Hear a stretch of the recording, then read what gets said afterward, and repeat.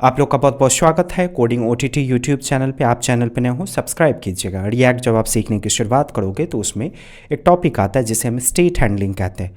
Confusion होती है आपको कि कहाँ पे स्टेट यूज़ करना चाहिए, स्टेट में डिफ़ॉल्ट वैल्यू क्या होना चाहिए, कब एरे यूज होगा, कब ऑब्जेक्ट यूज होगा, कब नल यूज होगा, कब अनडिफाइंड यूज होगा, कब नेस्टिंग होगा एरे का, यानी कि एरे के अंदर कब एरे इस्तेमाल करें, कब ऑब्जेक्ट के अंदर ऑब्जेक्ट इस्तेमाल करें। तो इस वीडियो में स्टेट सिखाकर आपको मास्टर बना दूंगा ताकि हर प्रकार के स्टेट को, चाहे वो बेसिक स्टेट हो या कॉम्प्लेक्स स्टेट हो, हर प्रकार के स्टेट को आप हैंडल कर सको। स्टेट ही क्यों? क्योंकि रिएक्ट एप्लीकेशन जब भी आप बिल्ड करोगे उसमें मैक्सिमम स्टेट का इस्तेमाल होता है। कोई भी डायनेमिक एप्लीकेशन बिना स्टेट का आप नहीं बना सकते हो। स्टेट की सहायता से रिएक्ट में आप लॉजिक बिल्ड कर पाते हो। तो इस वीडियो में हर प्रॉब्लम जो इससे पहले आपको हुई थी स्टेट को सीखने के दौरान वो सब दूर हो जाए, मास्टर हो जाओगे इस वीडियो में।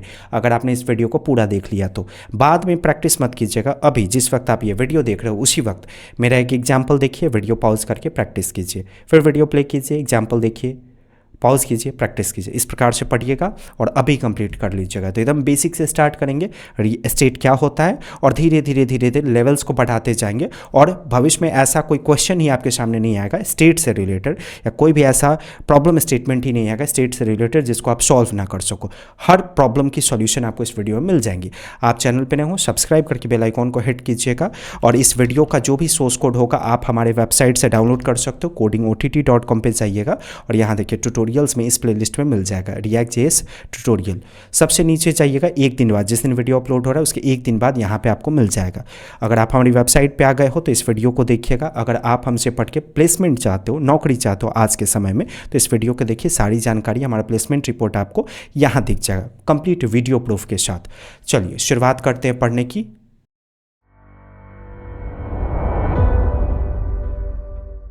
मैंने डेस्कटॉप पे स्टेट नाम का एप्लीकेशन बनाया, इसमें टेलविंड CSS सेटअप है। मैंने इसको कंपाइल कर लिया है और यहाँ देखिए app.jsx में बिल्कुल बेसिक सा कोड है, कंपाइल्ड है ऑलरेडी। 5173 पोर्ट पे रन करेंगे तो इस तरीके का बेसिक एक यूजर इंटरफेस आपको देखने को मिल रहा है। स्टेट पढ़ना है ना, स्टेट पढ़ने से पहले आपको डेटा समझना होगा कि डेटा क्या होता है। जनरली प्रोग्रामिंग लैंग्वेज में स्ट्रिंग को डेटा कहते हैं, नंबर को डेटा कहते हैं, या किसी भी प्रकार के फाइल को डेटा कहते हैं। अगर इन डेटा को स्टोर करना है तो आपके पास क्या ऑप्शन है? वेरिएबल। दूसरा क्या ऑप्शन है? कांस्टेंट। एक तीसरा और ऑप्शन है जो रिएक्ट आपको देता है जिसको हम कहते हैं स्टेट। सिंपल सी बात है, स्टेट क्या होता है? रिएक्ट में डेटा स्टोर करने का तरीका है स्टेट। लेकिन कब? डेटा तो वेरिएबल से भी स्टोर हो सकता है, कांस्टेंट से भी हो सकता है। फिर स्टेट से क्यों स्टोर करेंगे? डायनेमिक काम को करने के लिए। मतलब डायनेमिक काम क्या होता है? मैं चाहता हूँ ये यूजर इंटरफेस जो लोड हो चुका है, बटन क्लिक करने पर इसमें कुछ बदलाव मुझे दिखाई दे, कीबोर्ड का कोई बटन दबाऊं तो इसमें कुछ बदलाव दिखाई दे। लोडेड चीज़ों में ये ऑलरेडी लोडेड है ना आपके सामने UI। अब बटन क्लिक करने पे कोई बदलाव हुआ तो कहेंगे डायनेमिक काम हुआ। कीबोर्ड में कुछ बटन दबाने पे बदलाव हुआ तो कहेंगे डायनेमिक काम हुआ। सर्वर से कोई डेटा आया और उसके इसमें बदलाव हो गया तो कहेंगे कि डायनेमिक काम हुआ। सडनली आपके सामने कोई पॉपअप एडवर्टीजमेंट आ गया तो हम कहेंगे कि डायनेमिक काम हुआ। तो रिएक्ट में स्टेट से डेटा तब स्टोर करते हैं जब आपको किसी भी प्रकार का डायनेमिक काम करना हो रिएक्ट के अंदर। बात समझ में आया? अब ये होता कैसे है देखिए, रिएक्ट में दो शब्द बड़ा ही फेमस है। पहला शब्द है रेंडर और दूसरा शब्द है री-रेंडर। तो रेंडर का मतलब होता है तैयार होना। जब आप किसी रिएक्ट एप्लीकेशन को पहली बार खोलोगे ना, तो फर्स्ट टाइम आपने खोला तो हम कहेंगे कि एप्लीकेशन रेंडर हुआ क्योंकि पहली बार खुला है।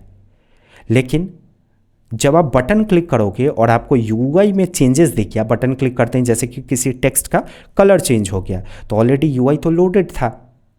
लेकिन बटन क्लिक करने पे जो कलर चेंज हुआ है उसका फ़र्क आपको तब दिखेगा जब रिएक्ट इंटरनली उस UI को दोबारा तैयार करेगा। इस प्रोसेस या इस प्रक्रिया को री-रेंडर कहा जाता है। तो रेंडर मतलब तैयार करना, री-रेंडर मतलब दोबारा तैयार करना। तो स्टेट जब आप हैंडल करते हो ना, मतलब स्टेट की सहायता से कोई डेटा स्टोर करोगे ना और उसमें कोई भी बदलाव करोगे, जैसे मान के चलिए स्टेट की सहायता से आपने 1 स्टोर कर दिया और बटन क्लिक पे 1 का वैल्यू आपने 2 से बदल दिया, यानी कि अपडेट हुआ। तो ऐसे सिचुएशन में रिएक्ट क्या करता है? अपने इस कंपोनेंट को यानी कि UI को री-रेंडर करता है, यानी कि दोबारा तैयार करता है, ताकि इसकी वजह से कोई बदलाव होने वाला हो ना तो वो आपको दिखाई दे। ठीक है, अब ये चीज़ वेरिएबल कांस्टेंट से नहीं हो सकता है रिएक्ट में।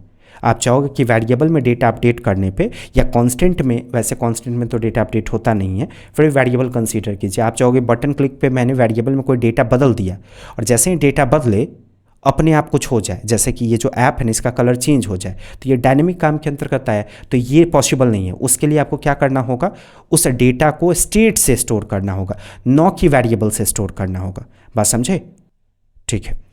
अब सब कुछ के लिए कोड है, जैसे वेरिएबल बनाने के लिए वैर नाम का कीवर्ड है ना, वैर कोड से आप वेरिएबल बनाते हो, लेट कोड से की सहायता से इन कीवर्ड से वेरिएबल बनाते हो, कॉन्स्ट कीवर्ड की सहायता से आप कांस्टेंट बनाते हो डेटा स्टोर करने के लिए। स्टेट के लिए क्या करेंगे? स्टेट के लिए क्या कोई कीवर्ड है जैसे कि डेमो के नाम से? नहीं, ऐसा बिल्कुल भी नहीं है। स्टेट का रूप दिया जाता है। एग्जाम्पल, जैसे आपने कोई वेरिएबल बनाया x के नाम से या आपने कोई कांस्टेंट बनाया x के नाम से, तो इसको हम स्टेट का रूप देते हैं। जब तक आप स्टेट का रूप इसको नहीं दोगे तब तक इसमें डेटा बदलने पे आप चाहोगे कि कंपोनेंट या यूआई री-रेंडर हो जाए, तो ऐसा नहीं हो सकता है। तो मैं ये समझाने की कोशिश कर रहा हूँ कि स्टेट की सहायता से डेटा स्टोर करने के लिए ऐसा नहीं है कि कोई स्पेसिफिक कीवर्ड मिलता है आपको। किसी भी वेरिएबल को या किसी भी कांस्टेंट को स्टेट में कन्वर्ट किया जाता है। हाँ, उसके लिए आपको हुक मिलता है कन्वर्ट करने के लिए। हुक यूज स्टेट के नाम से इस्तेमाल होता है। ऐसे क्या होता है हुक? रिएक्ट के अंदर कोई भी ऐसा शब्द जो यूज से स्टार्ट होता हो और जिसको आप फंक्शन के रूप में कॉल करते हो, वो क्या होता है? हुक होता है। लेकिन ये जनरल फंक्शन नहीं है। आज मैं अंतर समझाता हूँ हुक और फंक्शन में। ध्यान से देखिए, आपने एक फंक्शन क्रिएट किया, जैसे कि यहाँ पे एक फंक्शन है डेमो के नाम से, ठीक है। इस फंक्शन में अलॉट रिटर्न है। अब यहाँ भी एक फंक्शन है, इसके अंदर इस फंक्शन का नाम मैंने हेलो लिख दिया, और इस फंक्शन में मैं अलॉट को कॉल कर रहा हूँ। ध्यान से देखिएगा क्या होगा। अलॉट को नहीं, सॉरी, डेमो को कॉल कर रहा हूँ। तो अभी मैंने हेलो फंक्शन में डेमो फंक्शन को कॉल कर दिया। ये जो डिव है ना, इसी में फ़िलहाल के लिए ऑन क्लिक लगाया मैंने, और ये जो हेलो फंक्शन है ना अंदर वाला, इसको मैंने कॉल किया। क्या होगा? जैसे ही आप इस पर क्लिक करोगे अलर्ट दिखा। मतलब क्या हुआ?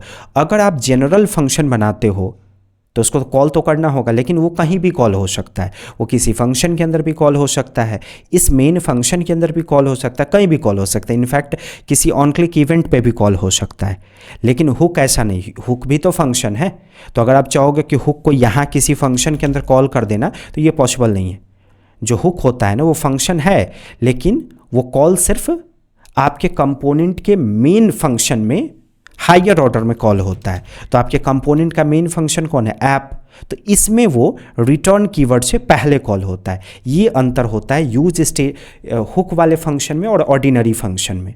फंक्शन तो दोनों है ना, दोनों को कॉल करते हैं, लेकिन दोनों का जगह अलग अलग होता है। जनरल फंक्शन जो आप बनाओगे वो कहीं पे भी स्वतंत्र रूप से कॉल हो सकता है। आप चाहोगे कि किसी भी हुक को कहीं पे भी कॉल कर दे, तो ऐसा प्रैक्टिकली पॉसिबल नहीं है, वो एरर देगा। कभी भी हुक वाला फंक्शन कहाँ कॉल होगा? आपके कंपोनेंट के मेन फंक्शन के हायर ऑर्डर में, यानी कि सबसे ऊपर में कॉल होगा, रिटर्न के ठीक ऊपर। आप ऐसा मान के चलो। सबसे ऊपर का ये मतलब नहीं हो गया कि यहीं भी करना होगा, यहीं, बस इस रिटर्न के ऊपर कहीं पे भी आप कॉल कर सकते हो, ठीक है। अब मान के चलिए यहाँ भी कुछ रिटर्न से लिखा हुआ होता, यहाँ भी रिटर्न से कुछ लिखा हुआ होता, और आप चाहते कि इसके बाद यहाँ कॉल कर दो यूज स्टेट, नहीं, वो गलत हो जाता। तो किसी भी हुक को कॉल करने का क्या तरीका है? पहचानिए कैसे, कहाँ कॉल करना है। सिंपल सा टर्म है, आप ढूंढो कि रिटर्न कीवर्ड कहाँ लिखा गया आपके कंपोनेंट में। इस रिटर्न कीवर्ड के ऊपर कहीं भी आप लिख सकते हो। एक ये तरीका हो गया कि नीचे से आप पहचानो कि यहाँ कहाँ लिखना है, तो नीचे से पहचानने का तरीका जहाँ रिटर्न है उसके ऊपर कॉल कर लो। दूसरा तरीका, देखो जो मेन फंक्शन है ना, मेन फंक्शन, उसका कर्ली ब्रैकेट कहाँ है? यहाँ, तो उसके ठीक नीचे यहाँ कॉल कर लो। मान के चलिए इसके बाद एक और हुक इस्तेमाल करना है, तो इसके बाद कॉल कर लो। कोई और हुक इस्तेमाल करना है तो इसके बाद कॉल कर लो। तो बस मैंने कॉल करने का तरीका आपको समझाया, और ये भी बता दिया कि जनरल फंक्शन और हुक वाले फंक्शन में क्या अंतर है, क्योंकि हुक भी क्या है? एक फंक्शन ही है जिसको आप कॉल करते हो, ठीक है। ओके, अब जो चीज़ मैंने अब तक थ्योरेटिकली आपके सामने बोला है, चलिए उसको मैं प्रैक्टिकली करके दिखाता हूँ। मैंने एक वेरिएबल बनाया, चाहे वो लेट से आप बना लो या वैड से बना लो। मैंने लेट से बनाया, एक्स का वैल्यू मैंने सेट कर दिया 1, ठीक है। मुझे x का वैल्यू यहाँ दिखाना है, बिल्कुल ठीक। तो यहाँ मैंने ऐसे पास किया x, दिख गया आसानी से। JSX एक्सप्रेशन के अंदर लिख दिया मैंने, दिख गया, ठीक है।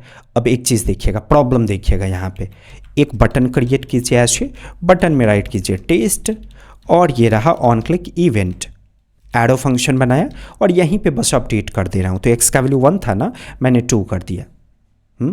x का वैल्यू 1 था तो यहीं पे फंक्शन बनाकर x का वैल्यू मैंने 2 कर दिया, ऐसे console.log x, ठीक है। तो अभी क्या होगा, जो x में 1 था वो अपडेट हो जाएगा 2 से और कंसोल में दिख जाएगा। देखिए मैंने टेस्ट पे क्लिक किया, कंसोल चेक कीजिए जरा, यहाँ पे आ गया 2। अब एक प्रॉब्लम देखिए, ये जो x का वैल्यू ये 2 जगह रीड किया मैंने, एक कंसोल में मैंने रीड किया और दूसरा यूजर इंटरफेस में रीड किया मैंने, ये देख रहे हैं 1 जहाँ पे है। अब आप नोटिस करो कि जब मैं टेस्ट पे क्लिक कर रहा हूँ ना तो 1 में कोई बदलाव नहीं दिखा। यहाँ जो 1 आ रहा है वो भी तो x की वजह से आ रहा है, लेकिन डेटा भी बदला है मैंने x में। तो अगर x का वैल्यू बदल रहा है तो जहाँ हम x रीड कर रहे हैं, यहाँ x रीड कर रहे हैं ना ऐप के बगल में, यहाँ भी बदलना चाहिए। लेकिन सिर्फ कंसोल में आपको बदला हुआ वैल्यू क्यों दिखा? क्योंकि आप ध्यान से देखो, यहाँ जो x का वैल्यू आपने रीड किया है ना, ये आपने यूजर इंटरफेस में रीड किया है, ये यूजर इंटरफेस में। अब ये यूजर इंटरफेस ऑलरेडी लोड हो चुका है। जब तक ये दोबारा लोड नहीं होगा, जब तक ये दोबारा इंटरनली लोड नहीं होगा, तब तक इसको पता ही नहीं चलेगा कि x में वैल्यू चेंज हुआ है। और यही चीज़ आप वेरिएबल या कांस्टेंट को अपडेट करके नहीं कर सकते हो। तो देखा आपने क्या प्रॉब्लम है। लेकिन वही x का वैल्यू अगर मैं स्टेट से स्टोर करता और बटन पे क्लिक करता तो क्या होता, जैसे ही x का वैल्यू चेंज होता, ये UI जो लोड हो चुका है ना, यानी कि रेंडर हो चुका है, वो रीरेंडर होता है, यानी कि रिएक्ट उसको दोबारा तैयार करता। और जैसे ही दोबारा तैयार करता उसको पता चल जाता कि अच्छा x का वैल्यू बदल चुका है, 1 नहीं 2 हो चुका है। तो उस केस में यहाँ पे आपको 2 दिखता है, समझे। अब चलिए इसको इस वेरिएबल को मैं स्टेट में कन्वर्ट करके आपको दिखाता हूँ। मैंने क्या बोला है, स्टेट में कन्वर्ट करते हैं किसी कांस्टेंट को या वेरिएबल को, कैसे? उसके लिए हमें यूज स्टेट हुक को इंपोर्ट करना होगा। इस तरीके से मैंने इंपोर्ट किया। अब कन्वर्ट करने के लिए क्या करना है, जिस भी वेरिएबल या कांस्टेंट को आप उसके वैल्यू को रिमूव करोगे और यूज स्टेट हुक को फंक्शन के रूप में कॉल करके इसमें रख दोगे। पहले से इसका वैल्यू क्या था, 1, डिफॉल्ट वैल्यू क्या था 1। तो स्टेट से अगर डिफ़ॉल्ट वैल्यू 1 रखना है तो कैसे करेंगे, यहाँ पे पास करेंगे। हो गया। इसका मतलब क्या हुआ, इसका मतलब ये हुआ कि स्टेट से हमने 1 नाम का डेटा स्टोर किया, ठीक है। अब ये डेटा एक्सेस कैसे होगा, ये जो 1 वाला वैल्यू है ये कैसे एक्सेस होगा? जब भी आप किसी वेरिएबल कांस्टेंट को स्टेट में कन्वर्ट करोगे ना, तो ये एक एरे रिटर्न करता है, मतलब इसको कॉल करने का इसमें जाएगा एक एरे। आप कंसोल करके देखो, मैंने कंसोल किया और यहाँ देखिए, यहाँ पे चेक कीजिए आ गया एरे। अब एरे के 0 इंडेक्सिंग नंबर पे क्या है, जो डिफ़ॉल्ट वैल्यू है वो है। मतलब अगर आपको डिफ़ॉल्ट वैल्यू चाहिए जो आपने इसमें 1 स्टोर किया है, तो एरे का सिंबल दीजिए और 0 इंडेक्सिंग नंबर पास कर दीजिए, तो आपको यहाँ पे 1 दिख जाएगा, ठीक है। दूसरा क्या है, देखिए 0 इंडेक्सिंग नंबर पे तो 1 था, वैल्यू था, लेकिन दूसरे इंडेक्सिंग नंबर पे देखिए एक फंक्शन है। हाँ, इस फंक्शन का काम है इसको अपडेट करना। तो पहले आप कैसे अपडेट करते थे, अपडेट करने के लिए सिंपली x का वैल्यू अगर 1 है तो आगे चल के ऐसे लिख देते थे x का वैल्यू 2। लेकिन अगर ये लेट से लिखा गया है या वैर से लिखा गया है तब आप इसको ऐसे अपडेट कर सकते हो। लेकिन अगर आपने इसको स्टेट से बनाया है ना, तो इसको अपडेट करने के लिए ना इस स्टेट वाले के 1 इंडेक्सिंग नंबर पे जो फंक्शन मिल रहा है ना, इससे आप करोगे, ठीक है। अब ये कैसे एक्सेस करेंगे सो समझिए, इसको कन्वीनियंट बनाते हैं। क्योंकि चलिए x 0 आप लिख देते हो तो डेटा एक्सेस हो जाता है, फंक्शन एक्सेस करना है तो x का 1 इंडेक्सिंग नंबर एक्सेस करेंगे तो फंक्शन बन जाएगा। लेकिन ये प्रैक्टिकल तरीका नहीं है, ऐसा नहीं करते, प्रोफेशनल्स ऐसे नहीं लिखते हैं। एक प्रोफेशनल कैसे लिखेगा, देखिए गौर से, ये एरे रिटर्न करता है तो यहाँ पे हम एरे का सिंबल देंगे, ठीक है। अब इस एरे के अंदर अगर आपने 2 वेरिएबल्स पास कर दिए x और y, तो क्या होगा, ये जो भी एरे देगा ना, इसके 0 इंडेक्सिंग नंबर का डेटा इसमें चला जाएगा और 1 इंडेक्सिंग नंबर का डेटा इसमें चला जाएगा। तो पहले आपको लिखना पड़ता था x0, पहले आपको लिखना पड़ता था x0, तब जाके 0 इंडेक्सिंग नंबर का डेटा एक्सेस आप कर पाते थे। लेकिन अब तो सीधे आप एक्सेस करोगे तो आपको ये जो वैल्यू है यानी कि जीरो इंडेक्सिंग नंबर पे जो वैल्यू था वो मिल जाएगा, क्योंकि जीरो इंडेक्सिंग नंबर का वैल्यू यहाँ कॉपी हो गया और वन इंडेक्सिंग नंबर का वैल्यू यहाँ कॉपी हो गया। समझे? ठीक है। अब कन्फ्यूजन इसमें होता है कि नाम कैसे डिसाइड करें। अब इसका नाम एक्स वाई आप तो नहीं दे सकते हो। अब ये जो डेटा आप सोचो कि ये किस काम के लिए, एग्जाम्पल के लिए, ये अगर मान के चलिए ये रोल नंबर है, ठीक है, तो इस रोल नंबर के लिए वेरिएबल आप किस नाम से बनाते? ऑफकोर्स रोल नंबर के लिए वेरिएबल रोल के नाम से बनाते। मान के चलिए सब्जेक्ट होता तो आप किस नाम से बनाते? सब्जेक्ट के नाम से बनाते।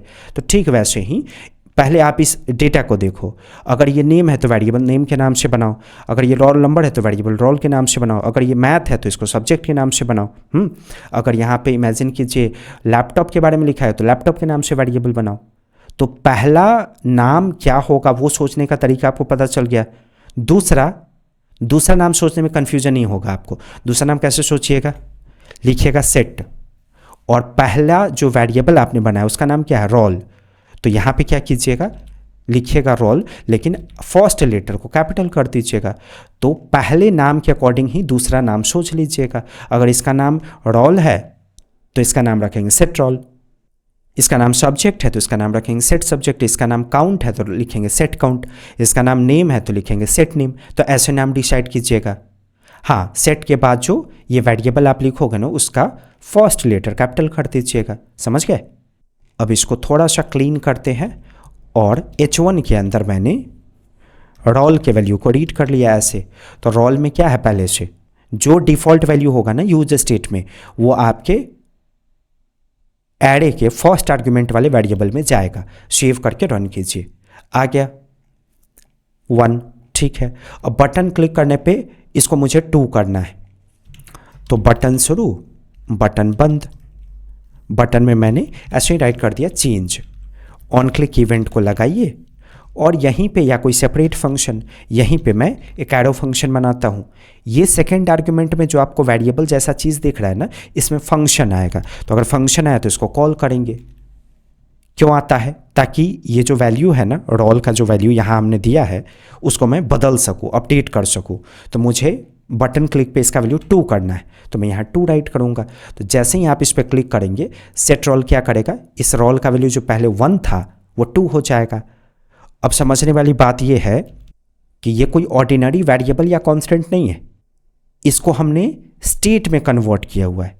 इसको हम बोलेंगे कि ये एक स्टेट है, क्योंकि यूज स्टेट से हमने इस वेरिएबल को कन्वर्ट किया है। इससे क्या फ़ायदा होगा? जैसे ही आप बटन पे क्लिक करोगे और सेट रोल इस 1 के वैल्यू को 2 में कन्वर्ट करेगा ना, तो रिएक्ट क्या करेगा? ये जो यूजर इंटरफेस है ना, इसको री रेंडर कर देगा, यानी कि दोबारा तैयार कर देगा। अब अगर दोबारा तैयार हुआ तो इसको पता चल जाएगा कि रोल में जो वैल्यू 1 था वो अपडेट हो चुका है। तो लाइव रिजल्ट आपको डायनेमिकली दिखेगा। सेव करके रन कीजिए। यहाँ देखिए मैंने इस पर क्लिक किया, आ गया 2। अब इस पर दोबारा क्लिक कीजिए तो नहीं दिखेगा, क्योंकि ऑलरेडी 2 में क्या चेंज होगा? ऑलरेडी पहले से ही वो 2 है। जितना बार आप क्लिक करो 2 ही हो रहा है, तो चेंज कैसे दिखेगा? हाँ, आप चेंज चाहते हो तो हर बार एक एक वैल्यू बढ़ाते चले जाओ। तो यहाँ पे हर बार एक एक वैल्यू बढ़ाना है तो कैसे होगा? पिछला वैल्यू प्राप्त करना होगा। तो अगर आप यहाँ पे रोल एक्सेस करोगे तो रोल में ये वैल्यू है 1, तो पिछला वैल्यू मिल गया। आप इसमें 1 को जोड़ दो तो क्या होगा? जितना बार आप क्लिक करोगे उतना बार पिछले वैल्यू से नया वैल्यू ऐड होगा, और रोल का वैल्यू आपको अपडेट होता हुआ दिखेगा। अब देखिए मैंने इस पर क्लिक किया, 3, 4, 5, 6, 7, 8, 9, 10। तो जितना बार स्टेट का डेटा अपडेट हो रहा है बटन क्लिक करने पे, उतना बार ये कंपोनेंट री रेंडर हो रहा है। इस वजह से आपको लाइव रिजल्ट दिख रहा है। अब यही री रेंडर आप जनरल वेरिएबल से या कॉन्स्टेंट से नहीं कर सकते।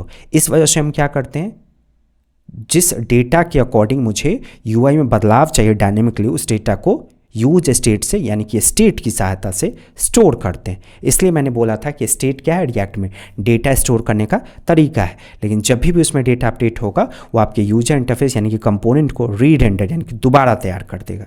मुझे लगता है सारा कॉन्सेप्ट क्लियर हो गया होगा आपका।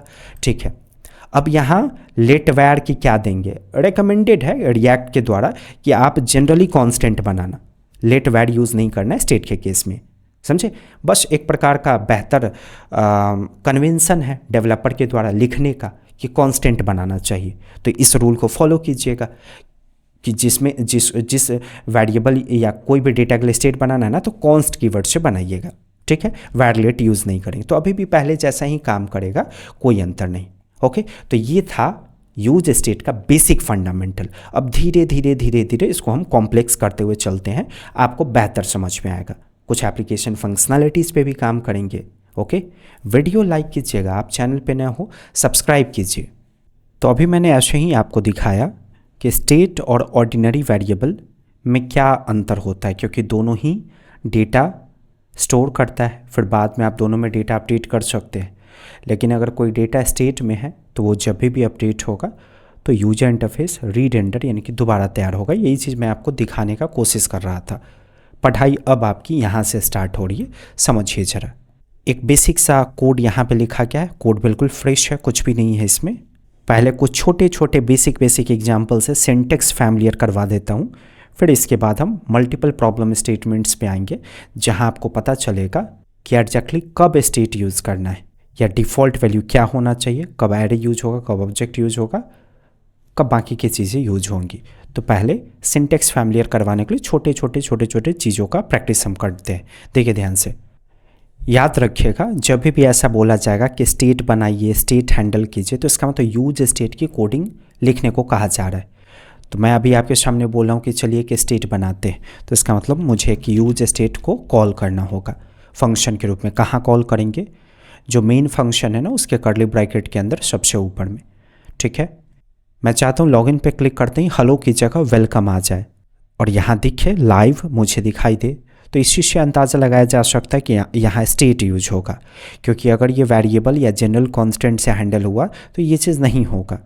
क्योंकि अगर कोई वेब पेज लोड हो चुका है, ये ऑलरेडी लोडेड है, और लोडेड डेटा में अगर हम बदलाव चाहते हैं, लाइव देखना चाहते हैं, तो वो डायनेमिक काम हो गया, वो तो बिना स्टेट का होगा नहीं। तो यहाँ पे इस स्टेटमेंट को देखकर, मतलब इस प्रॉब्लम को देखकर हमें आइडिया लग गया कि हाँ स्टेट यूज होगा। अब बारी आती है कि सोचना कि स्टेट का डिफ़ॉल्ट वैल्यू क्या होगा और बाद में क्या जाएगा। तो क्लिक करने पे वेलकम होना चाहिए, है कि नहीं? मतलब बाद में स्टेट में क्या आएगा? वेलकम आएगा। बाद में क्या आने वाला है ये आपने सोच लिया, लेकिन पहले किसे क्या होगा? डिफ़ॉल्ट वैल्यू हेलो होगा, क्योंकि पहले से यहाँ पे हेलो दिखना चाहिए, है कि नहीं?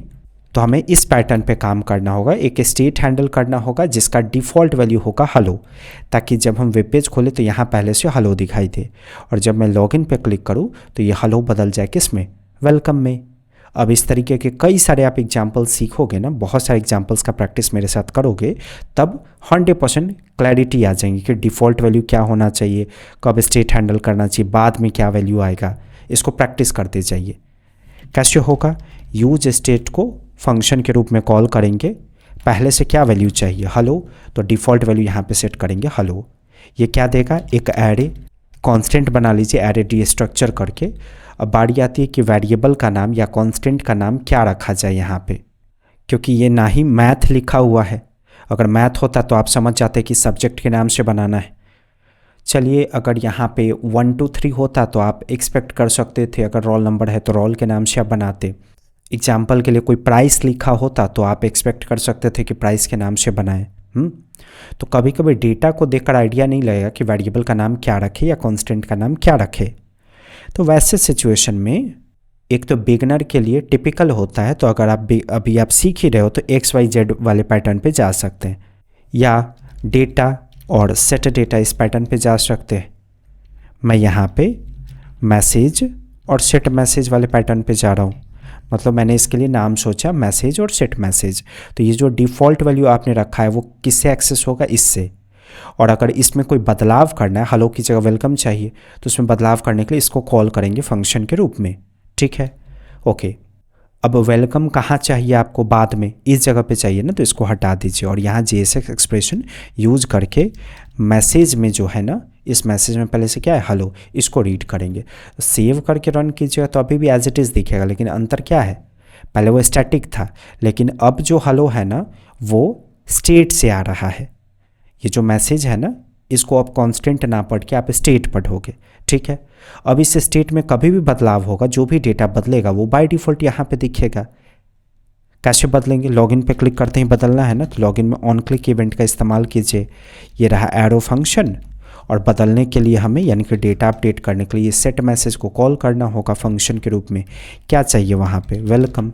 तो क्या होगा, पहले से मैसेज का वैल्यू हेलो था तो यहाँ हेलो दिख रहा था, लेकिन जैसे ही क्लिक होगा सेट मैसेज क्या भेज रहा है, वेलकम। तो ये हेलो रिप्लेस हो जाएगा वेलकम से, और वही आप इस मैसेज से एक्सेस कर पाओगे। तो मैसेज तो आप नीचे रीड कर ही रहे हो, तो जहाँ भी ये मैसेज होगा वहाँ पे वेलकम दिखेगा आपको। ध्यान से देखिए, मैंने इस पर क्लिक किया, डन।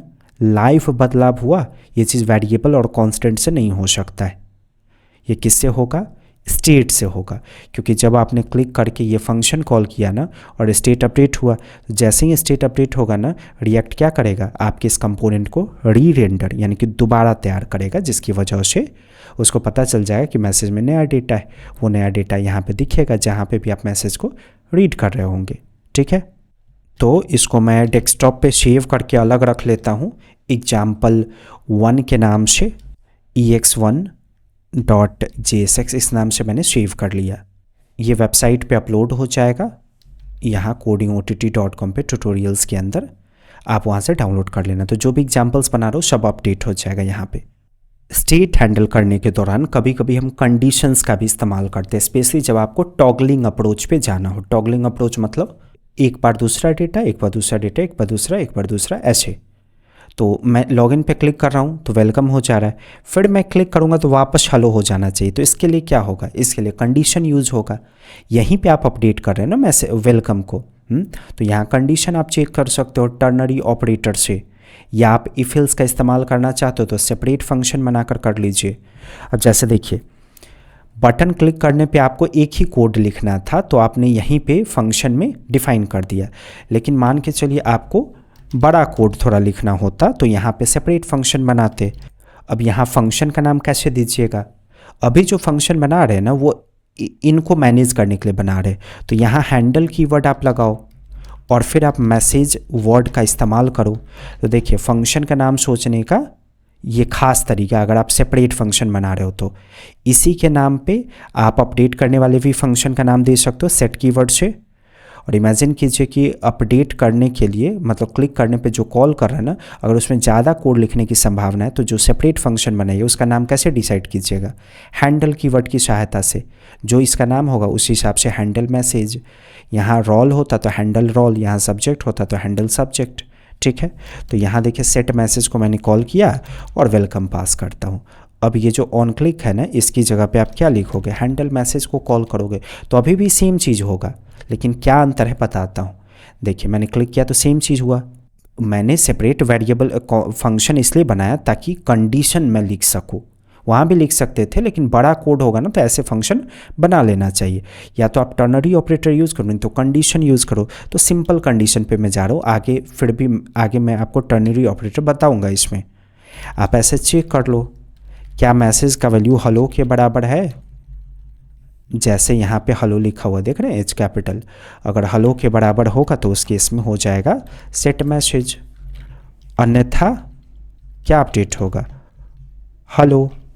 तो सेट मैसेज का वैल्यू ऐसे राइट कर दिया मैंने, हेलो। देखिए, तो इस तरीके से कंडीशनली हम उस चीज़ को टॉगल अप्रोच में कन्वर्ट कर सकते हैं। तो एक बार क्लिक कीजिएगा तो वेलकम आएगा, फिर क्लिक कीजिएगा तो हेलो आएगा, क्योंकि कंडीशन चेक हो रहा है। ये देखिए ऐसे।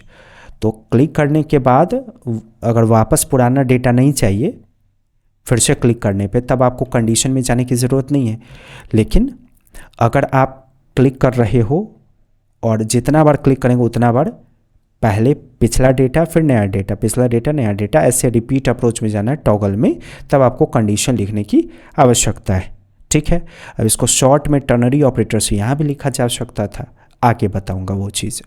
इसको मैं example2 के नाम से सेव कर देता हूँ आपके लिए, ठीक है। कोड का कुछ पार्ट कैमरा से छुप जा रहा है, इस वजह से मैंने कैमरा ऑफ कर दिया है। इस चीज़ को समझिए ज़रा। स्टेट के आउटपुट कंट्रोल्स के बारे में अभी पढ़ना है आपको। दो तरीके से स्टेट के आउटपुट को कंट्रोल किया जाता है। स्टेट का आउटपुट मतलब जहाँ पे आप स्टेट को यूज़ कर रहे हो। जैसे मैसेज के नाम से आपने स्टेट हैंडल किया तो आपने यहाँ पे यूज़ किया ना, तो यहाँ पे आप आउटपुट दिखा रहे हो। तो इस आउटपुट को कंट्रोल करने का जनरली दो तरीका होता है। एक होता है डेटा ड्रिवन आउटपुट कंट्रोल्स और दूसरा condition driven output controls. Data driven output control में आप अपने स्टेट को सीधे रीड करते हो, रीड करके छोड़ देते हो। आपका स्टेट कौन है? मैसेज। तो आपको जहां आउटपुट चाहिए था वहां पे आपने रीड करके छोड़ दिया। तो ऐसे अप्रोच को कहा जाता है डेटा ड्रिवन आउटपुट कंट्रोल्स। लेकिन रीड करने के दौरान अगर आप कोई कंडीशंस इस्तेमाल कर रहे हो, मतलब स्टेट को रीड करने के दौरान अगर आपने यहाँ पे कंडीशंस का इस्तेमाल किया है, तो उस अप्रोच को यानी कि उस आउटपुट स्टेटमेंट को कहा जाता है कंडीशन ड्रिवन आउटपुट कंट्रोल्स या condition driven output statement. Generally data driven output control का इस्तेमाल टेक्स्ट चेंज करने के लिए, अगर आप CSS लिख रहे हो तो CSS में स्टाइल का जो प्रॉपर्टीज़ होता है उनके वैल्यू को चेंज करने के लिए, या फॉर्म्स के वैल्यू को चेंज करने के लिए इस्तेमाल किया जाता है जनरली। इसके अलावा आप पहचान जाना जहाँ पे सिर्फ स्टेट आपका रीड हो रहा है, चाहे वो किसी भी पार्ट में हो सकता है कि डायनेमिक क्लास नेम का वैल्यू आप रीड कर रहे हो सकता है इसमें क्लास का वैल्यू हो और आप क्लास नेम के अंदर इसको रीड कर रहे होंगे, तो रीड करके आप सीधे इसको छोड़ दोगे वहाँ पे जहाँ पे भी रीड करना होगा, तो वो भी आपके डेटा ड्रिवन आउटपुट कंट्रोल का पार्ट हो गया। इसके कुछ और एग्जाम्पल्स को देखते हैं। मैंने सब कुछ को मिटा दिया, वापस कोड लिख रहा हूँ यहाँ पे। इस पर क्लिक करने के बाद मुझे इसका कलर चेंज करना है, तो डायनेमिक काम करना है, मतलब स्टेट हैंडल करना होगा, तो कलर और सेट कलर के नाम से हैंडल कर लीजिए। ऐसे यूज स्टेट का इस्तेमाल करेंगे। डिफ़ॉल्ट कलर आपको कैसा चाहिए? मुझे पहले से ब्लैक कलर में दिखाना है, तो मैंने ब्लैक पास किया। अब ये जो H1 है इसमें स्टाइल के अंदर कलर प्रॉपर्टी का वैल्यू मैंने कलर पास कर दिया। तो देखिए गौर से, कलर के नाम से स्टेट था, हमने सिर्फ रीड करके छोड़ दिया। तो डेटा ड्रिवन का एग्जाम्पल है, भले ही ये स्टाइल के अंदर इस्तेमाल हो रहा है। टेस्ट कीजिए, पहले से ब्लैक कलर दिख रहा है, अब इस पर क्लिक करेंगे तो रेड होना चाहिए। तो ये रहा button, on click, arrow function का इस्तेमाल कीजिए और सेट कलर का वैल्यू रेड कर दीजिए। तो अब जैसे ही आप क्लिक करोगे सेट कलर क्या करेगा? कलर का वैल्यू ब्लैक से रेड में कन्वर्ट कर देगा, और जहाँ कलर रीड हो रहा था वहाँ पे रेड आ जाएगा। आप इस पे क्लिक करो, देखिए रेड में कन्वर्ट हो गया। इमेजिन कीजिए यही काम अगर टेलविंड से करना होता तो स्टाइल को हटा दीजिए, टेलविंड का क्लास यहाँ पे ऐड कीजिए, तो टेक्स्ट ब्लैक यही क्लास होगा ना ब्लैक कलर करने का। अब ये जो कलर वाला क्लास है वो यहाँ रीड कर लीजिए, JSX एक्सप्रेशन का सिंबल देंगे, बैकटिक का सिंबल दीजिए, ESC बटन के ठीक नीचे मिलेगा, ये देख रहे हैं फॉन्ट बोल्ड। इसी के ठीक बाद टेम्पलेट न्यूट्रल का इस्तेमाल कीजिए और कलर का वैल्यू रीड कर लीजिएगा। अब देखिए यहाँ टेक्स्ट ब्लैक लिखा हुआ है, तो इस जगह पे टेक्स्ट ब्लैक वैल्यू आएगा। टेस्टिंग कीजिए, ब्लैक दिख रहा है, अब इस पर क्लिक करेंगे तो रेड होना चाहिए। तो क्लिक करते ही रेड करने के लिए सेट कलर का वैल्यू आप क्या करोगे? Text -red -500। तो टेलविंड में रेड कलर करने का क्लास वैल्यू क्या होगा? Text red 500। ओके, रिलोड कीजिएगा एक बार और यहाँ क्लिक कीजिएगा, हो गया रेड। डेटा ड्रिवन का अगला एग्जाम्पल देखिए ज़रा। यहाँ पे मैंने एक इनपुट फील्ड क्रिएट किया, उसके बाद एक बटन क्रिएट करता हूँ। बटन में मैंने राइट कर दिया टॉगल, ऐसे, ठीक है। इनपुट में टाइप का वैल्यू सेट कर दीजिएगा पासवर्ड, थोड़ा सा डेकोरेट कर देंगे। क्लास नेम का वैल्यू बॉर्डर पास कर दीजिए, बॉर्डर -ग्रे -300, पैडिंग कर दीजिएगा 3 और rounded, okay, rounded LG। Run करने पे रिलोड कीजिए, कुछ ऐसा दिख रहा है। पासवर्ड के फॉर्म में क्लिक करेंगे तो वापस ये पासवर्ड टेक्स्ट जैसा दिखना चाहिए। तो ये कीजिएगा कैसे आप? अगर आप यहाँ पे टाइप का वैल्यू टेक्स्ट कर दोगे तो अपने आप जो पासवर्ड वाला कंटेंट है वो आपको टेक्स्ट के फॉर्म में दिखेगा, है ना, टेक्स्ट के फॉर्म में दिख रहा है। वही अगर टाइप का वैल्यू यहाँ पे पासवर्ड हम कर दे तो वो पासवर्ड के फॉर्म में दिखने लगता है। तो डिफ़ॉल्ट कैसा दिखेगा? पहले से जब आप टाइप कर रहे हो तो किस फॉर्म में दिखेगा? पासवर्ड के फॉर्म में दिखेगा। तो स्टेट हैंडल कीजिए टाइप और सेट टाइप के नाम से, यूज स्टेट का इस्तेमाल कीजिएगा और डिफ़ॉल्ट वैल्यू यहाँ पे सेट कर दीजिए पासवर्ड। अब कहाँ पे आपको टेक्स्ट और पासवर्ड सेट करना है? इस टाइप के वैल्यू में। तो यहाँ देखिए, यहाँ टाइप का वैल्यू ये वाला टाइप सेट कर देंगे। तो इसमें टाइप का वैल्यू पहले से क्या है? पासवर्ड। तो अभी अगर आप रन करोगे तो ये पासवर्ड जैसा ही दिखेगा, लेकिन यहाँ रीड करने से क्या फ़ायदा हुआ? अब अगर हम टाइप का वैल्यू चेंज करेंगे तो वो यहाँ पे भी चेंज होगा, इसलिए स्टेट का वैल्यू आपने यहाँ पे रीड किया है, ठीक है। अब टॉगल पे क्लिक करने के बाद सेट टाइप फंक्शन को कॉल करेंगे और यहाँ सेट कर दीजिएगा टेक्स्ट। तो पहले से पासवर्ड था, लेकिन जैसे ही आप इस पर क्लिक करोगे वो टेक्स्ट में कन्वर्ट हो जाएगा। रन कीजिए, मैंने इस पर क्लिक किया, कन्वर्ट हो गया, फिर वापस पासवर्ड में कन्वर्ट होना चाहिए। तो टॉगल के लिए तो कंडीशन आप इस्तेमाल करोगे यहाँ पे, जहाँ पे सेट टाइप आप कॉल कर रहे हो ना वहाँ पे। तो अगर कंडीशन है और अगर आप टर्नरी ऑपरेटर या लॉजिकल ऑपरेटर यूज़ कर रहे हो तब तो यहीं पे कंडीशन दे दीजिए। अगर इफ एल्स यूज़ करें तो कोड तो बड़ा हो जाएगा, तो वैसे सिचुएशन में सेपरेट फंक्शन बना लेंगे। तो अभी मैं टर्नरी ऑपरेटर पे नहीं जा रहा हूँ, थोड़ी देर में वो पढ़ाऊँगा आपको। अभी आप एक काम करो, हैंडल टाइप इस नाम से आप एक फंक्शन बना लो और चेक कर लो यहाँ पे क्या टाइप का वैल्यू टेक्स्ट के बराबर है। अगर टाइप का वैल्यू टेक्स्ट के बराबर होगा तो उस केस में सेट टाइप का वैल्यू पासवर्ड कर दीजिएगा, एल्स सेट टाइप का वैल्यू टेक्स्ट कर देंगे ऐसे। अब अगर आपको कन्फ्यूजन होता है कि यहाँ पे हम किसको मैच करें तो स्टेट के अकॉर्डिंग मैच कीजिए। जो स्टेट का डिफ़ॉल्ट वैल्यू है ना, पहले उसी को मैच कर लेना चाहिए। तो डिफ़ॉल्ट वैल्यू क्या था, पासवर्ड, तो मैं पासवर्ड को मैच कर ले रहा हूँ कि अगर टाइप का वैल्यू पासवर्ड है तो टेक्स्ट हो जाएगा टाइप का वैल्यू, अन्यथा पासवर्ड हो जाएगा। समझ गए? तो दोनों में से कोई भी इस्तेमाल कर सकते हैं। अब हैंडल टाइप को यहाँ पे कॉल कर लीजिए। तो देख रहे कोड की संख्या थोड़ी सी बढ़ गई, इसलिए मैंने सेपरेट फंक्शन बनाया। वैसे ये तो यहाँ भी लिखा जा सकता था, लेकिन बेहतर है ज़्यादा कोड है तो इस जगह पे लिखा जाए सेपरेट फंक्शन बनाकर। देखिए अब टॉगल काम करेगा। तो क्या ये कंडीशन ड्रिवन आउटपुट कंट्रोल है? नहीं, मैंने क्या कहा है, जहाँ स्टेट आप रीड करो वहाँ कंडीशन होगा तब वो कंडीशन ड्रिवन आउटपुट कंट्रोल आप मान के चलोगे।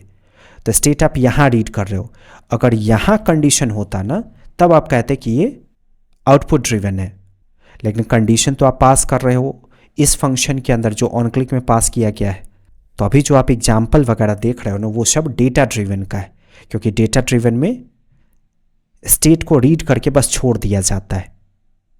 रीड करते वक्त हम कोई कंडीशन नहीं लगाते। ओके, देखिए बेसिक सा डिज़ाइन है, हाइड एंड शो पे काम करना है। हमेशा ध्यान रखिएगा जहाँ पे शो और हाइड से रिलेटेड काम होगा वहाँ पे यूज स्टेट में हमेशा बूलियन का इस्तेमाल होगा।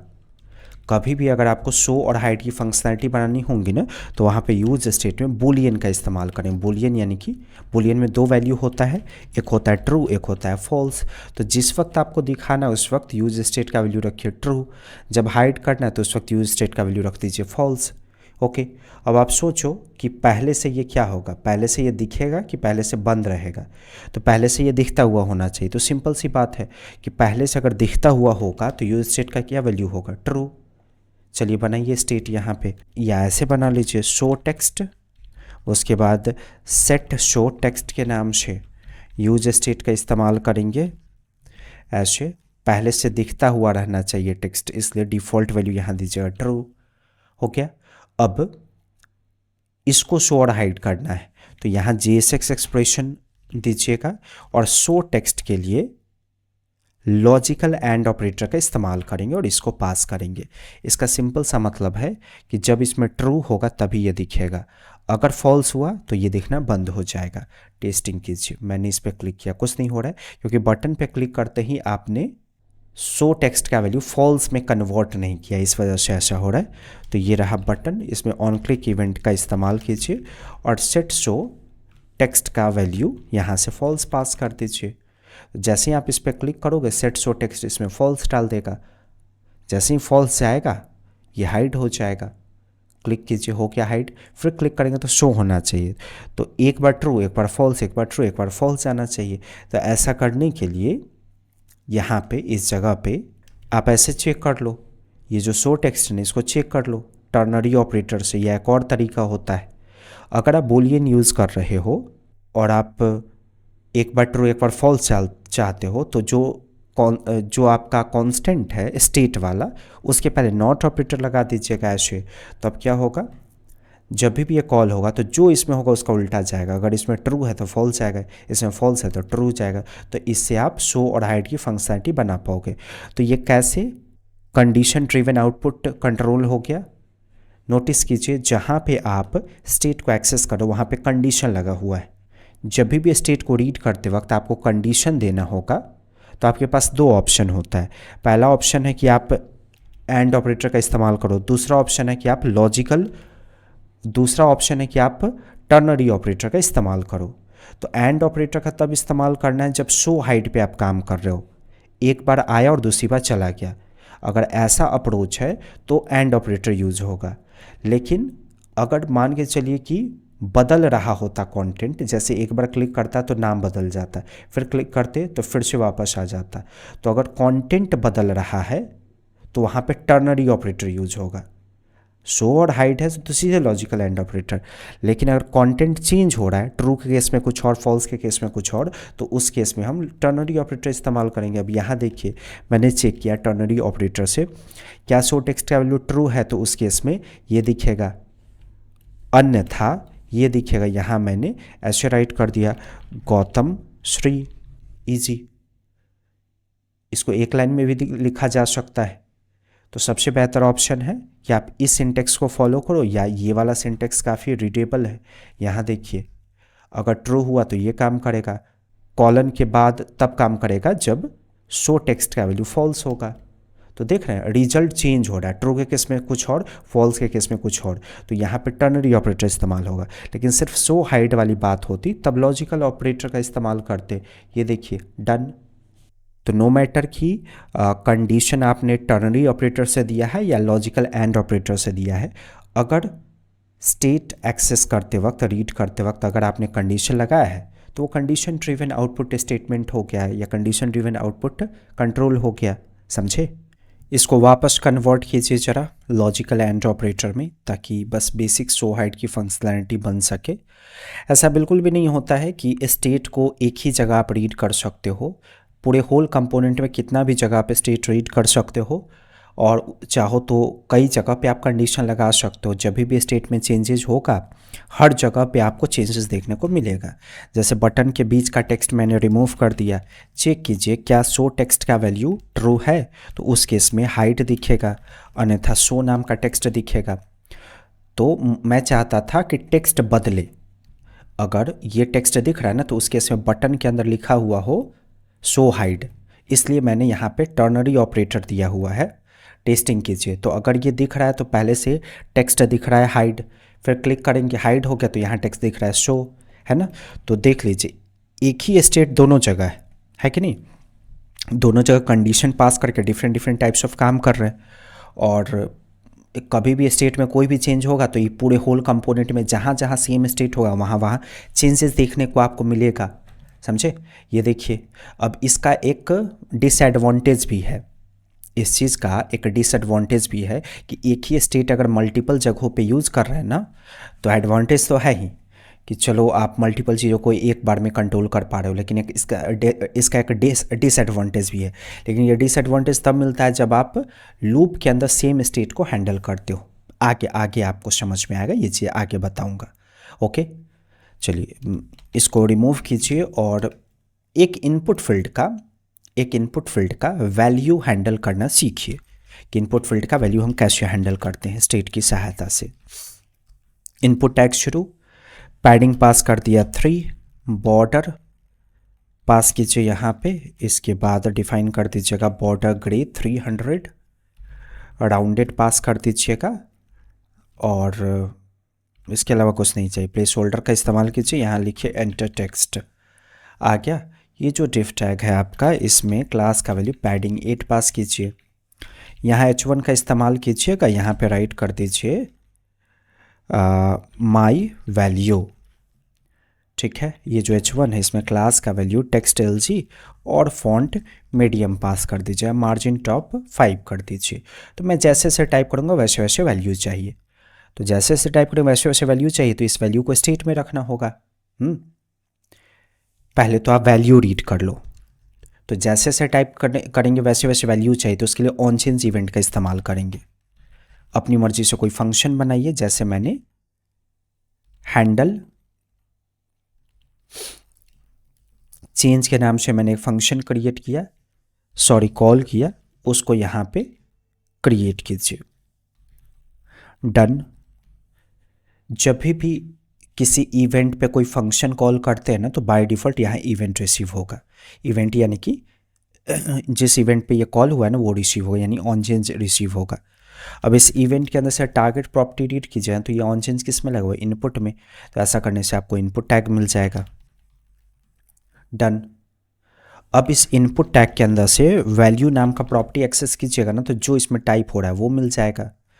तो इसको आप किसी कांस्टेंट में रख लो ऐसे, और टेस्टिंग पर्पस के लिए console.log में वैल्यू को पास कर दो। टेस्टिंग कीजिए। आप जैसे जैसे टाइप करेंगे वैसे वैसे ऑन चेंज इसको कॉल करेगा और कंसोल में वैल्यू दिखेगा। यहाँ देखिए मैंने टाइप किया सौरभ, तो यहाँ जैसे जैसे मैंने टाइप किया वैसे वैसे वैल्यू दिखाई दिया, ठीक है।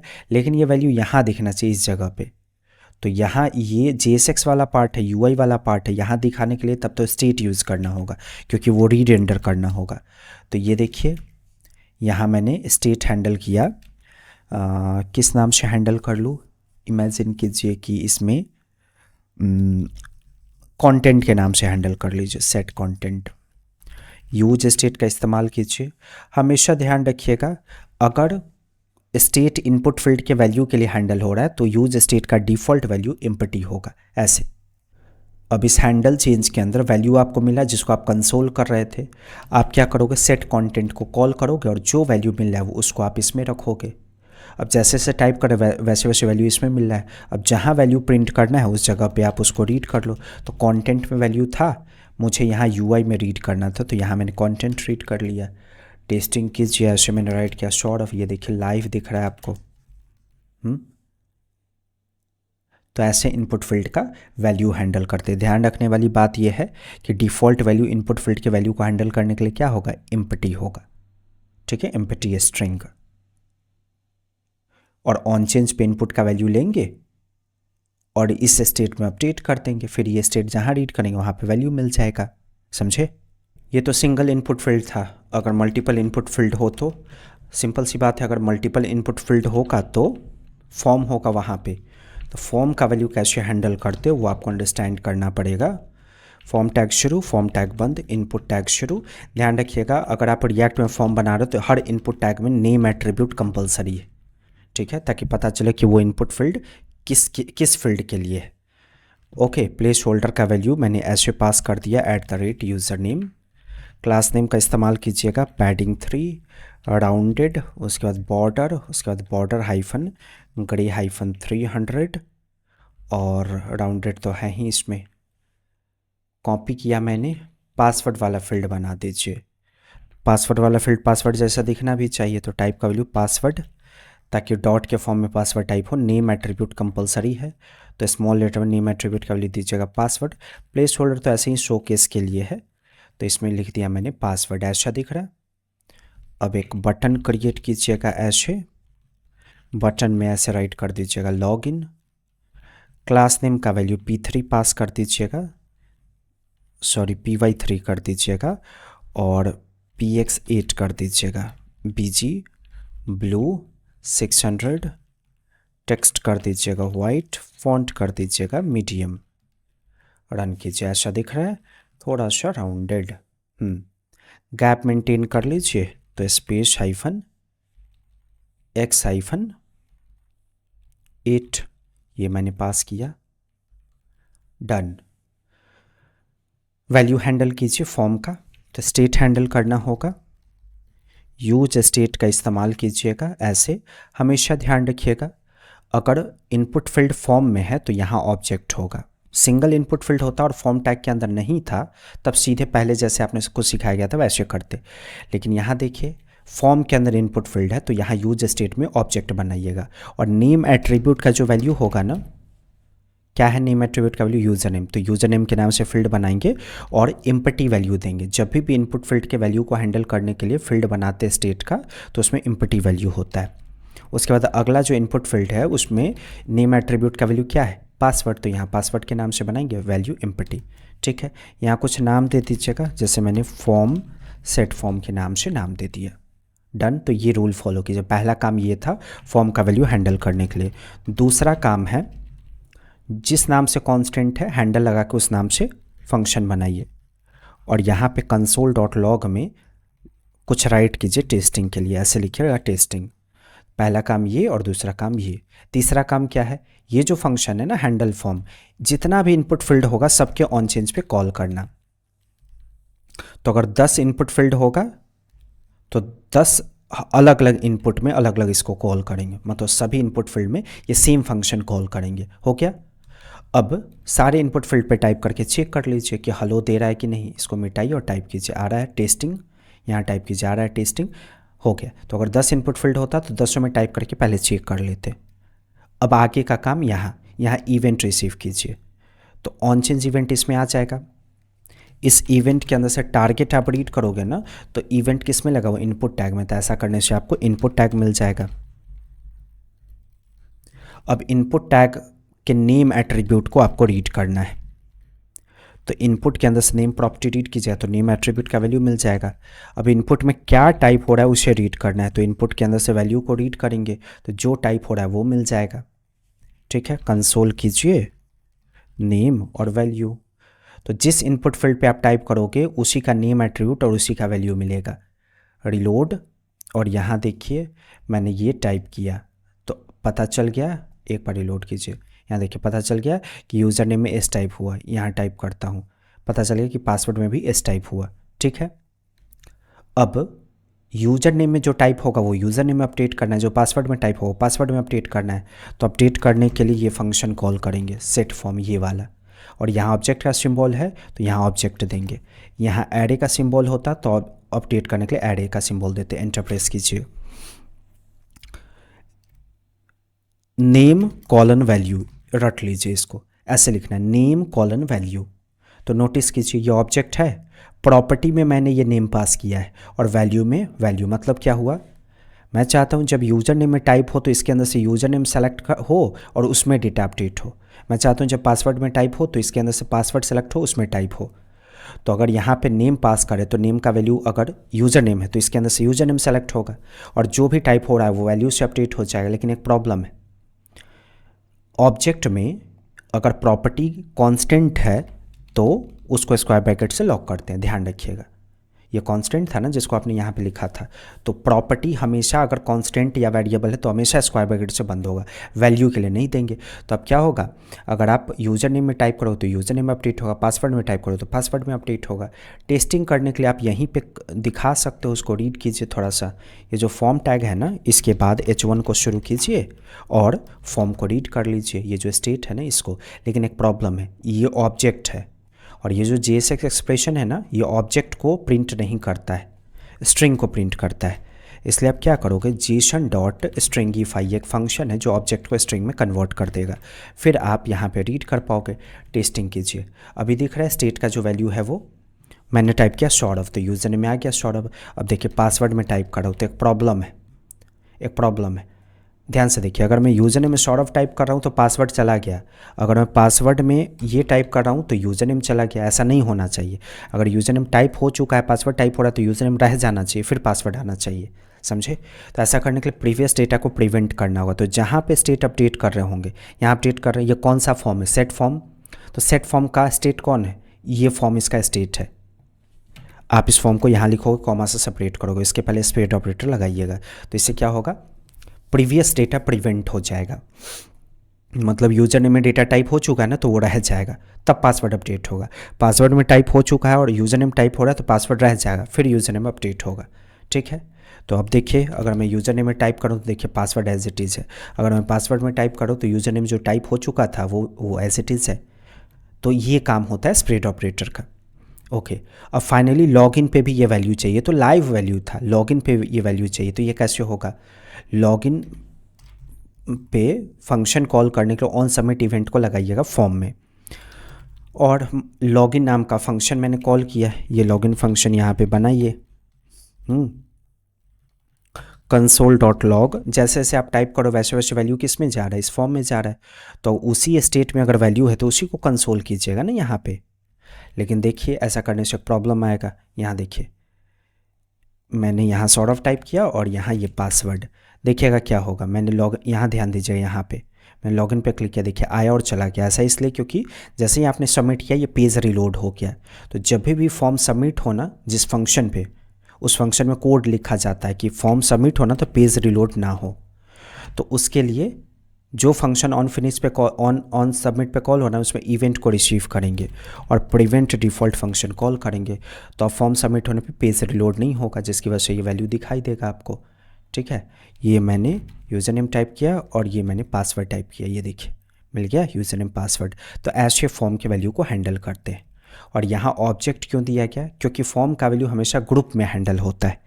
ये जितना भी वैल्यू है वो एक ही फॉर्म से रिलेटेड था ना। इसका एक और तरीका हो सकता था करने का, यूज़र नेम के लिए यूज़ स्टेट अलग आप लिखते, पासवर्ड के लिए अलग लिखते, लेकिन वो सही नहीं है। अगर 10 फील्ड होगा तो 10 बार यूज़ स्टेट लिखना पड़ जाएगा। इसलिए हमेशा फॉर्म के वैल्यू को हैंडल करने के लिए एक ही यूज़ स्टेट लिखते हैं, लेकिन उसके अंदर ऑब्जेक्ट बनाकर प्रॉपर्टीज़ देते हैं।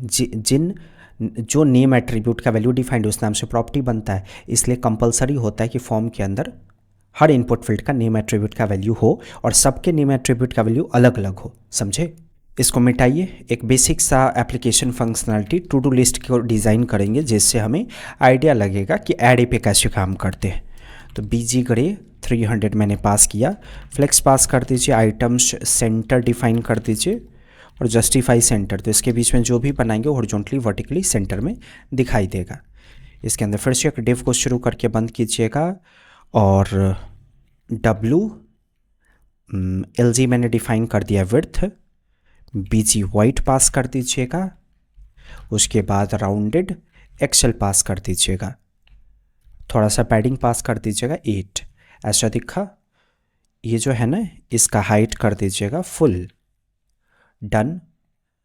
आइटम्स सेंटर ठीक है, जस्टिफाई सेंटर ये भी ठीक है, फ्लेक्स भी पास है, लेकिन इसका हाइट फुल क्यों है? हाइट फुल नहीं होना चाहिए था।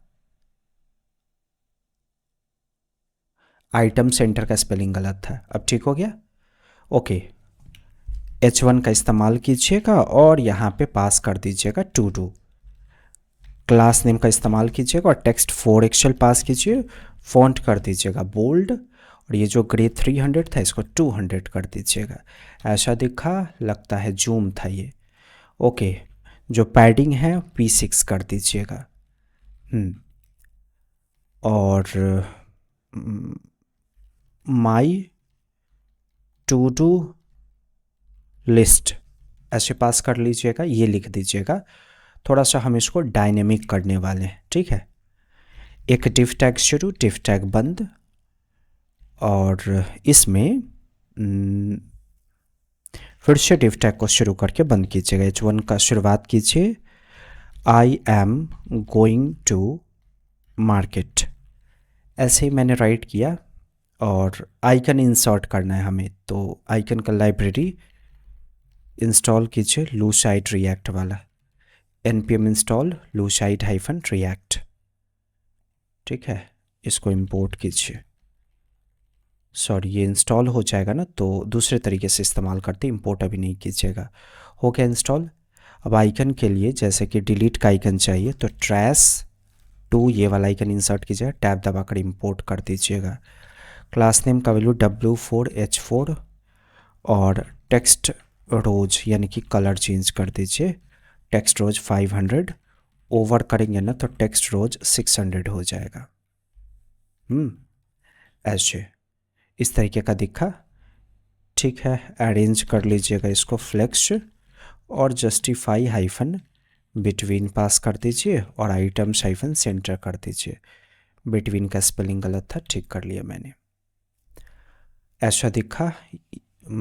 ये जो आपका डिव टैग है ना इसमें आप स्पेस Y5 पास कर दो, ठीक है। I am going to market जो है ना उसका टेक्स्ट LG कर दीजिएगा, थोड़ा सा बड़ा।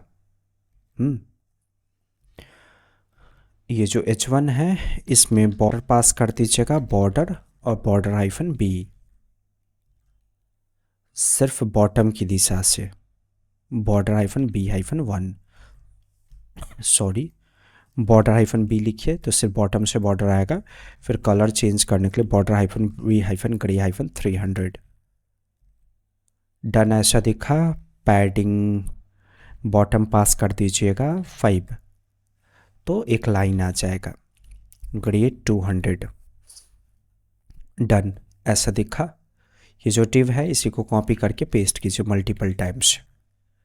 सबके बीच में गैप चाहिए तो इसका जो मेन div है इसमें आप स्पेस y4 कर लीजिएगा, गैप आ जाएगा। ठीक है। अब इस div के बाहर निकलिए और एक फॉर्म को डेकोरेट कीजिएगा। इनपुट टैग शुरू, नेम एट्रीब्यूट का वैल्यू टेक्स्ट पास कर लीजिएगा, या डेटा या कंटेंट, मैंने कंटेंट पास कर लिया, नेम का वैल्यू। उसके बाद place holder enter text here, class name का वैल्यू बॉर्डर ग्रे 300 राउंडेड और पैडिंग 2। रन कीजिए, ऐसा दिखा। इसके बाद बटन शुरू, बटन बंद। ऐड का आइकन दे दीजिएगा इसमें प्लस, क्लास नेम W4H4,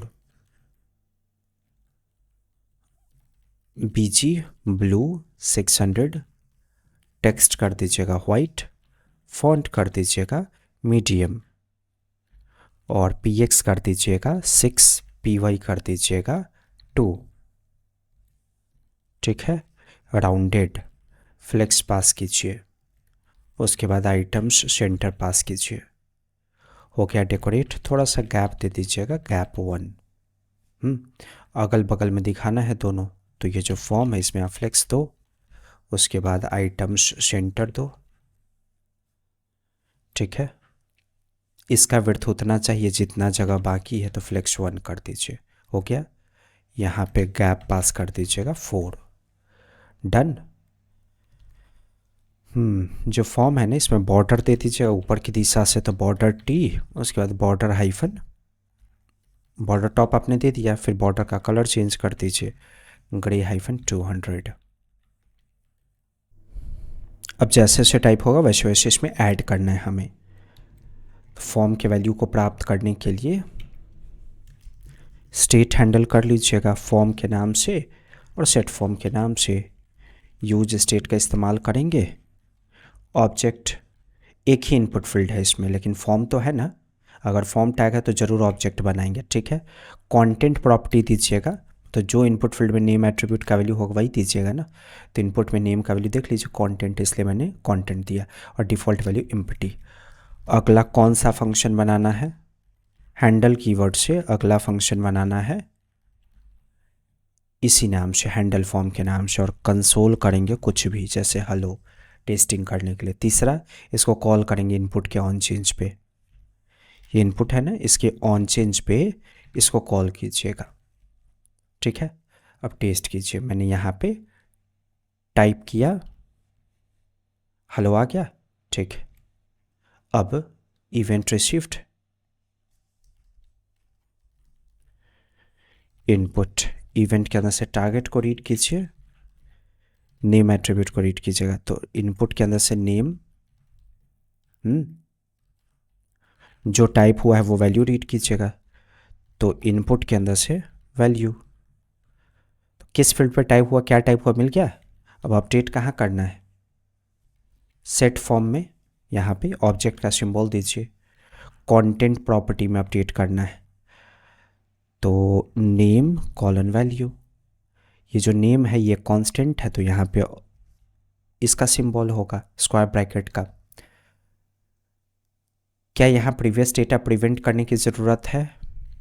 इस तरीके से नहीं, यहाँ आवश्यकता नहीं है। क्यों? क्योंकि यहाँ प्रीवियस डेटा आप किसका प्रिवेंट करेंगे? यहाँ तो एक ही प्रॉपर्टी है, एक ही इनपुट फील्ड होगा, तो ये देने की ज़रूरत नहीं है। ठीक है। अब जैसे से आप टाइप करो वैसे वैसे डेटा इसमें जा रहा है, फॉर्म में अपडेट हो रहा है कंटेंट के अंदर। आप टेस्टिंग करना चाहते हो तो एक काम करो, डिव के ठीक बाद जेसन स्ट्रिंगीफाई में फॉर्म को रीड करो और टेस्ट करो। ये देखिए कंटेंट है ना, ये मैंने टाइप किया। डन, मिटाइएगा तो मिट रहा है। ठीक है। अब ऐड पे क्लिक करते ही वो चाहिए, तो ऑन सबमिट इवेंट लगाइएगा और ऐड नाउ के नाम से फंक्शन कॉल कीजिए।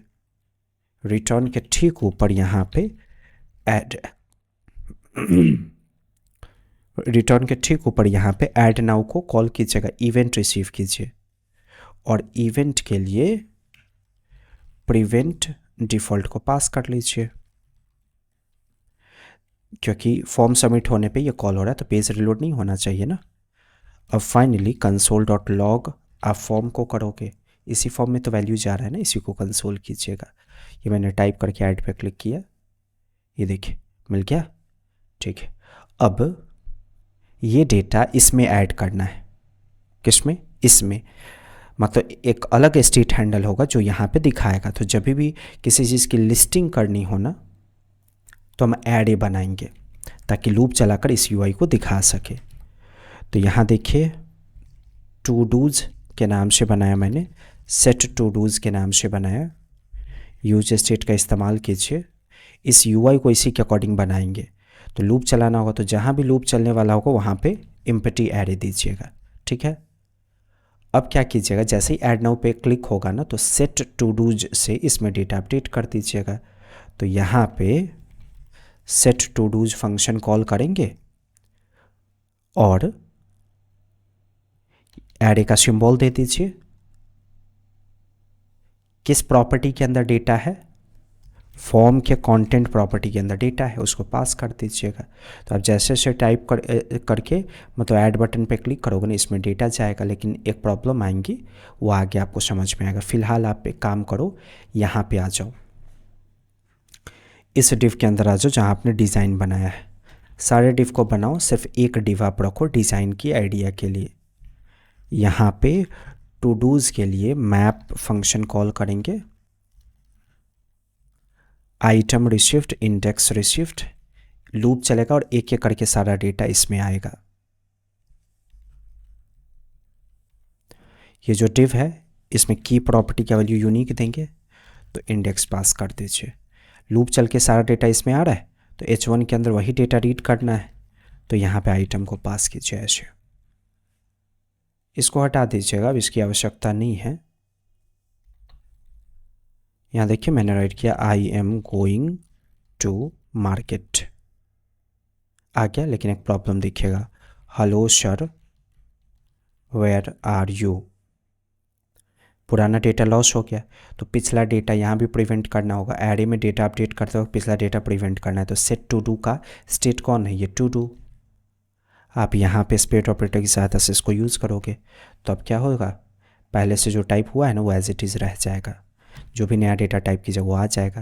और इस पर क्लिक करने के बाद डिलीट करना है। तो डिलीट करने के लिए इस एरे का इंडेक्स जिस पे आप क्लिक कर रहे हो ना, पता करना होगा कि एरे के किस इंडेक्स पे ये है। तो ये रहा डिलीट का बटन, ढूंढिए कहाँ पे, ये है ना trace, on click, arrow function बनाइएगा और डिलीट टू डू, इसमें इंडेक्स को पास कीजिएगा। तो जिस पे आप क्लिक कर रहे हो ना उसी का indexing number delete to do function के अंदर जाएगा।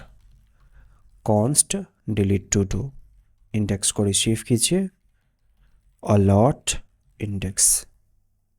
ठीक है, यहाँ क्लिक कीजिएगा तो आपको ये इंडेक्सिंग नंबर दिखेगा। अब उसी इंडेक्सिंग नंबर का डेटा एरे के अंदर से हटा दीजिए। ठीक है, तो उसके लिए एक टीएमपी के नाम से कांस्टेंट बनाइएगा और एरे को कॉपी कीजिएगा। इसमें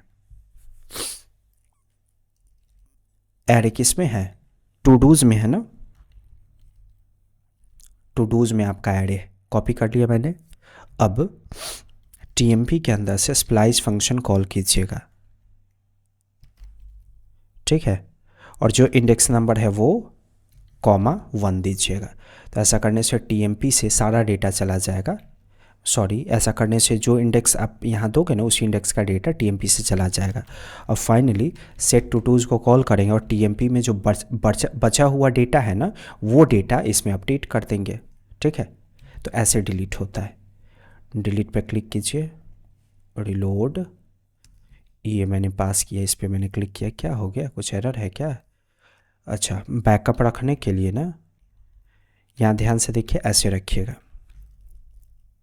जब भी आप एरे का बैकअप रखना चाहोगे ना किसी कांस्टेंट में तो ऐसे रखें, एरे का सिंबल बीच में स्पेट ऑपरेटर, मतलब इसका डेटा कॉपी करके इसमें रखिएगा। ठीक है, अब देखिए मैंने ये टाइप किया, अब जिस पे आप क्लिक करो वही डिलीट होगा।